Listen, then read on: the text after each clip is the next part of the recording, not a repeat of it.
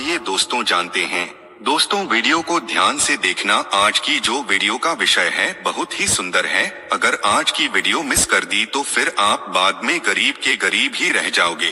कहने का मतलब है कि धन संपदा प्राप्त करने का नवरात्रि में जबरदस्त पावरफुल चीज बताने वाला हूँ और जरूरी नहीं है कि नवरात्रि के प्रथम दिन ये खरीद करके लाएं। आप चाहते हैं तो किसी भी दिन नवरात्रि के दिन में आप इसे खरीद करके अपने घर में ला करके स्थापित कर सकते हैं। आपकी दिन दुगनी रात चौगुनी तरक्की होगी। साथ ही साथ नवरात्रि से जुड़ी बहुत सारी जानकारी बताऊंगा। वीडियो को ध्यान से देखना। मैं माता रानी की सौगंध खाता हूँ। अगर आपके घर में धन ना बरस जाए तो मुझे बताना। यह चीज नवरात्रों में हम भी जरूर लाते हैं और हमें माता रानी का आशीर्वाद भी मिल चुका है। आज हम धन ऐश्वर्य से परिपूर्ण हैं। आज हमारे घर में धन दौलत की कोई भी कमी नहीं है। गाड़ी बंगला सब हमारे पास है, वो भी माता रानी की कृपा से। तो हमने सोचा जो हमारे सभी दर्शक हैं उन्हें भी माता रानी से जुड़ी कुछ चीजें बता दे, ताकि हमारे दर्शकों को लाभ प्राप्त हो सके, माता रानी का आशीर्वाद मिल सके। आइए जानते हैं। दोस्तों मैं हर दिन बोलता हूँ कि माता रानी नवरात्रि में माता रानी की जो सेविका होती है हमारे घर के द्वार पर 9 दिनों तक आती है। हम कितनी पूजा कर रहे हैं, कितना पाठ कर रहे हैं, माता रानी के लिए हम कौन सा भोग लगा रहे हैं, माता रानी को प्रसन्न करने के लिए हम अपने घर में कौन सी वस्तु घर में खरीद करके लाए हैं, ये सारी जानकारी की सूचना माता रानी को उनकी सेविका देती है।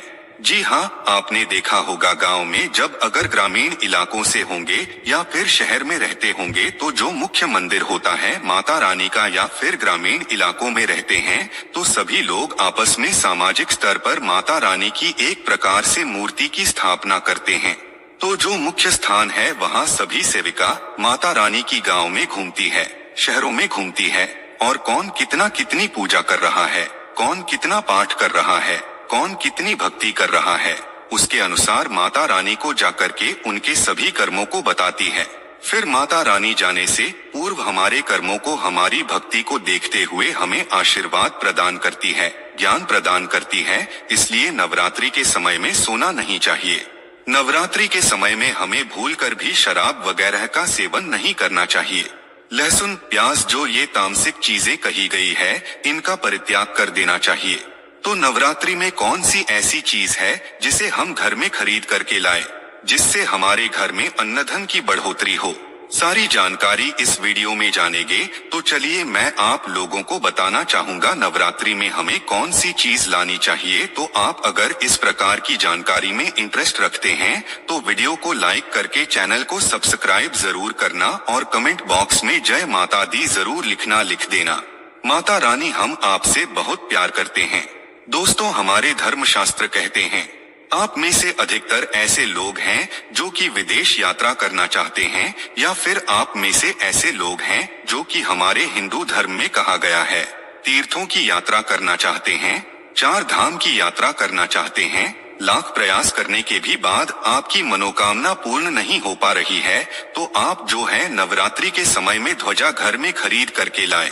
इसे माता रानी को समर्पित कर दें और नवमी के दिन इसे किसी भी देवी मंदिर में जाकर के इसे आप चढ़ा देना या फिर मंदिर में जाकर इसे समर्पित कर देना।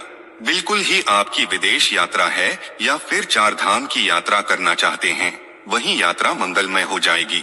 चाह करके भी वह यात्रा पूर्ण नहीं हो पा रही है, यानी कि समय नहीं बना पा रहे हैं। आपका समय बन जाएगा, आपके सभी रास्ते खुल जाएंगे। यकीन मानिए दोस्तों, आर्थिक कष्टों से मुक्ति पाने के लिए अब आप में से अधिकतर ऐसे लोग हैं जो कि बोलते हैं गुरुजी हम धनवान बनने के लिए क्या करें। तो नवरात्रि के समय में सुनिए, अगर आर्थिक कष्टों से आप मुक्ति पाना चाहते हैं तो चांदी की कोई भी कुछ भी सामग्री ला करके देवी माता को समर्पित करना। नवरात्रि के समय में चांदी से बनी कोई भी सामग्री ला करके माता रानी को समर्पित करना और इस चांदी से बनी हुई जो सामग्री आप ला करके समर्पित करेंगे तो 10वें दिन आपको इसे गंगाजल से स्नान करने के बाद लाल कलर के कपड़े या फिर चांदी की डिब्बी अगर आपके पास में है तो 5 चावल के साथ में 5 गोमती चक्र 5 जो आपने कौरी रखी है उसमें डाल करके आप इसे रख सकते हैं। दोस्तों या फिर चाहते हो तो चांदी की जो आपने पात्र माता रानी को भेंट की है वह लाल कलर के कपड़े में बांध कर के धन तिजोरी में रखें। ये उत्तर दिशा में रखिए, आपके घर में पैसे आने के सभी मार्ग खुल जाएंगे। ऐसा कहते हैं इस उपाय से दरिद्र व्यक्ति भी धनवान बन सकता है। दोस्तों आप में से ऐसे लोग हैं जो कि आरोग्य पाना चाहते हैं तो नवरात्रि के प्रथम दिन से लेकर के अंतिम दिन तक कभी भी गाय का घी ला करके रखे, बिल्कुल ही गाय का घी ला करके रखे और इनकी जोत जलाए और माता रानी का जो बीज मंत्र कहा गया है जैसे कि या देवी सर्वभूतेषु शक्ति रूपेण संस्थिता नमस्तस्य नमस्तस्य नमस्तस्य नमो नमः, इस मंत्र का ध्यान करते हुए माता रानी का बीज मंत्र ओम हम क्लीं चामुंडाय विजय ये बीज मंत्र का जाप जरूर करना है तो आपको आरोग्य मिलेगा, आपकी जो बीमारी है वो दूर होगी। देखिए इस उपाय से हम कई लोगों को घर प्राप्त करा चुके हैं। तो करना क्या है, मिट्टी का छोटा सा घर खरीद करके लाना है। मिट्टी का छोटा सा आप स्वयं भी घर बना सकते हैं।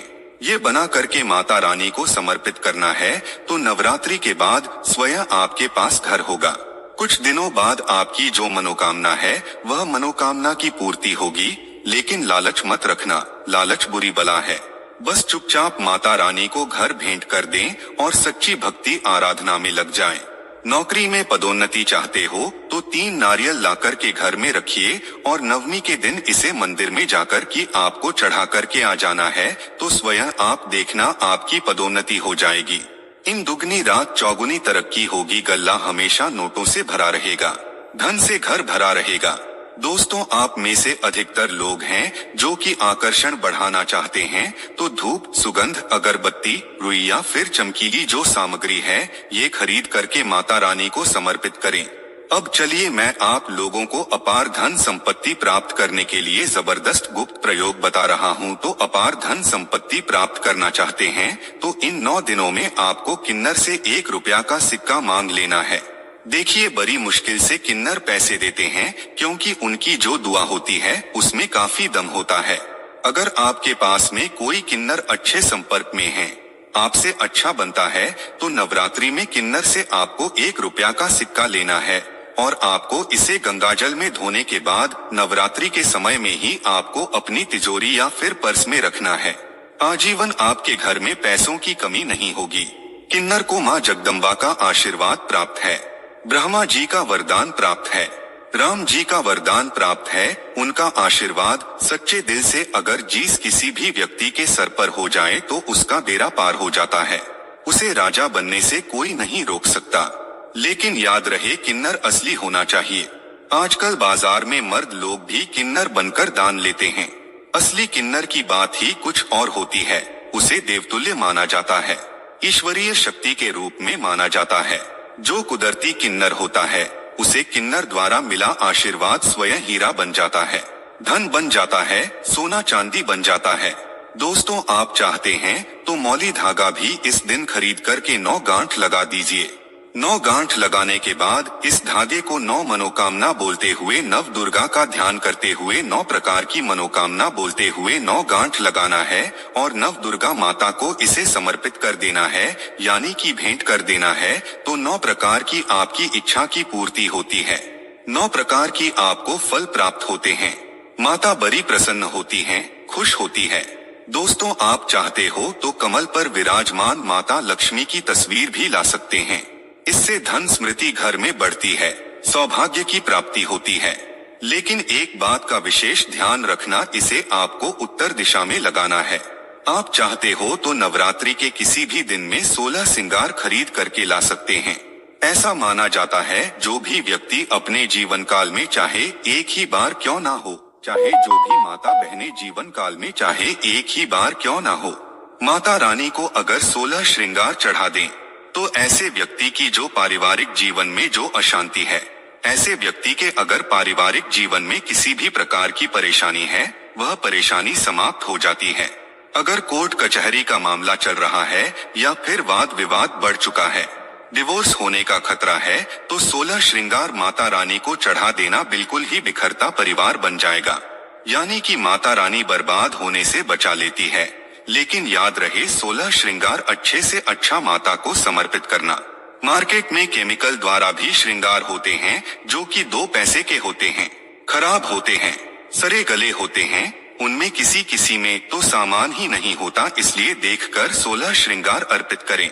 दोस्तों, नवरात्रि में आप चांदी के सिक्के लाए, इसे बहुत ही अच्छा माना जाता है। मोरपंख शास्त्रों में बहुत ही शुभ माना गया है।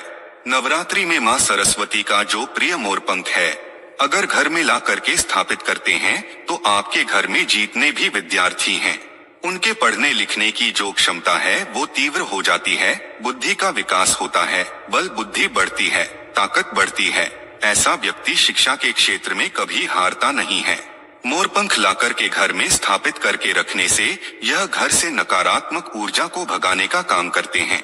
घर में एक प्रकार का पॉजिटिव वातावरण ये कर देते हैं, घर में नकारात्मक शक्ति को सोख लेते हैं, अपने अंदर में समाहित कर लेते हैं और आपके घर में लगा वस्तु है उसे भी भगाने का काम करते हैं। दोस्तों, आप कुछ करे या ना करे, लेकिन नवरात्रि के समय में केले का पौधा अपने घर में जरूर लगाना। नवरात्रि में अगर कोई भी व्यक्ति केले का पौधा अपने घर में लगाता है, आंगन में लगाता है, पूजन करने के बाद अगर रोज इसमें जल चढ़ाते हैं तो ऐसा माना गया है, ऐसे व्यक्ति को धनवान बनने से, गुणवान बनने से दुनिया की कोई भी शक्ति नहीं रोक पाती है। क्योंकि केले के वृक्ष में स्वयं माता लक्ष्मी, जगत मां लक्ष्मी नारायण जी बसते हैं और नवरात्रों में अगर केले का वृक्ष घर में लाया जाए तो घर में खुशहाली आती है, तरक्की बढ़ती है, नौकरियां प्राप्त होती है, सरकारी नौकरी प्राप्त होती है। दोस्तों, और भी कुछ सामग्री है जिसे नवरात्रि में आपको अवश्य लानी चाहिए, जैसे कि चांदी का कछुआ है। अगर आपके पास थोड़े बहुत पैसे हैं तो चांदी का कछुआ अपने घर में जरूर लाइए। चांदी का कछुआ घर में ला करके स्थापित करने से हमारे घर में सुख, शांति, वैभव एवं धन धान्य की वृद्धि होती है और माता रानी की सेविका भी होती है, जो देखती है कि माता का भक्त माता रानी के लिए क्या क्या लाया है। वह चीज होना घर में बहुत ही जरूरी है। नवरात्रि में कुछ ना कुछ घर में जरूर लाना चाहिए, इससे माता रानी बहुत प्रसन्न होती है। दोस्तों, चांदी का कमल स्थापित कर सकते हैं, घर में ला करके, या फिर नव दुर्गा माता को समर्पित कर सकते हैं। नव दुर्गा माता को चांदी का कमल लाए और समर्पित कर दीजिए। उसके बाद आप जो है 10वीं तिथि को ये कमल आप अपने धन स्थान में रखना, ऐसा माना जाता है। कमल की जितनी भी पंखुड़ियां होती है उतना ही आपको, एक प्रकार से हम बोल सकते हैं, राह यानी कि रास्ता। कमल में जितनी पंखुड़ियां होगी उतनी ही राह से आपको धन की प्राप्ति होगी। यानी कि 8 पंखुड़ी है तो 8 मार्ग से आपको धन प्राप्त होगा। कुछ भी मार्ग हो सकता है। दोस्तों, आप चाहते हैं तो घर में त्रिशूल भी खरीद करके ला सकते हैं। जो लोग शत्रु से परेशान रहते हैं, तीनों प्रकार के फूलों से बचना चाहते हैं। त्रिशूल का मतलब क्या है? 3 प्रकार के शूलों का बना हुआ जो पात्र है, एक प्रकार का हम बोल सकते हैं धातु है, हम इसे त्रिशूल बोल सकते हैं। किसी भी चीज से बनवा सकते हैं तो त्रिशूल ला सकते हैं। त्रिशूल चांदी का लाते हैं तभी इसे उत्तम माना जाता है। आपके शत्रु आपको अनावश्यक परेशान करते हैं, परेशान करना बंद कर देंगे, उल्टा उनका ही विनाश हो जाएगा। देखिए, आप चरण पादुका भी ला सकते हैं। जो व्यक्ति धनवान बनना चाहते हैं, गुणवान बनना चाहते हैं, सिद्ध प्राप्त करना चाहते हैं, ऐसे व्यक्ति को नवरात्रि के समय में माता रानी को चरण पादुका जरूर भेंट करनी चाहिए। जो साधक वर्ग हैं, जो लोग साधना करते हैं, नित्य साधना करना चाहते हैं, मंत्र सिद्ध करना चाहते हैं, भूत भविष्य वर्तमान जैसी जो सिद्धियां हैं इनको प्राप्त करना चाहते हैं, जीवन में धार्मिक कार्य करना चाहते हैं, पुण्य की बढ़ोतरी करना चाहते हैं, मन में कोई कामना नहीं, केवल भक्ति प्राप्त करना चाहते हैं, कैसे व्यक्ति माता रानी को चरण पादुका जरूर भेंट करें। चरण पादुका भेंट करने के बाद दुनिया की वह हर चीज आपको प्राप्त हो जाती है, जो चीज साधु संत को भी कठोर भक्ति तपस्या करने के बाद भी नहीं मिल पाती है। दोस्तों, यह गुप्तमयी जानकारी बता रहा हूँ। माता रानी को चरण पादुका आपको उन्हें चरण पादुका के स्वरूप में भेंट करनी है। जो भी मनोकामना है वो मनोकामना की पूर्ति होती है, सिद्धियों की प्राप्ति होती है। चांदी की कटोरी, चांदी का चम्मच ला सकते हैं। नवरात्रि में माता रानी को कटोरी में भोग लगा दीजिए। चांदी के चम्मच से आप जो है अश्विनी करा सकते हैं। माता को भोग लगाने के लिए, अश्विन करने के लिए प्रयोग कर सकते हैं। ये सब करे या ना करें, लेकिन एक उपाय और मैं कह रहा हूँ।